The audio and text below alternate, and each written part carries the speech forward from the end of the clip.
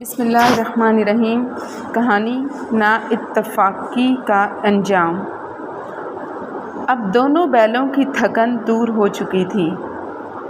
یہ جو کہانی ہے بچوں، اس کا تعلق پچھلی کہانی اتفاق کی برکت سے ہے، یعنی کہ وہاں پہ اس نے بتایا تھا کہ اتفاق کے کیا فوائد ہیں، اور یہاں پہ وہ بتائے گا کہ نا اتفاقی کا کیا انجام ہے، یعنی اسی کہانی کی دوسری کڑی ہے یہ۔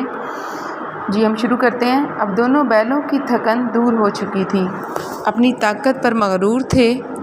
ایک دن شیر سے لڑائی کی باتیں کر رہے تھے کہ ایک بیل نے کہا، میری طاقت نے شیر کو بھگایا، میرے سینگوں نے اسے زخم پر زخم لگائے، تم تو بس اپنا بچاؤ کرتے رہے۔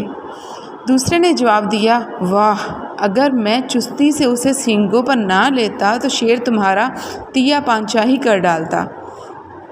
یہ میرے ہی سینگوں کی برکت تھی کہ شیر جدھر پنتیرا بدل کر حملہ کرتا تھا، میرے سینگ ادھر ہی سے اس کے حملے کو رد کر دیتے تھے، تم تو فقط اپنی جان بچاتے تھے۔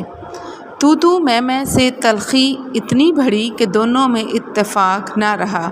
تلخی آپ لکھیں گے تے لام خے چھوٹی ہے، اور دونوں نے اپنا اپنا الگ راستہ اختیار کر لیا۔ ایک جنگل کے مغرب میں چلا گیا، دوسرا مشرق کی طرف بڑھ گیا۔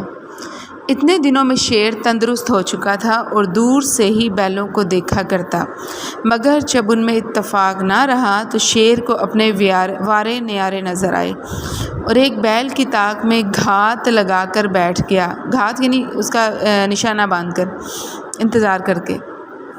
جو ہی بیل چرتا ہوا قریب آیا تو شیر نے جست لگائی اور ایک ہی پنجہ سے گردن توڑ کر رکھ دی۔ بیل گرا اور پھر نہ اٹھا۔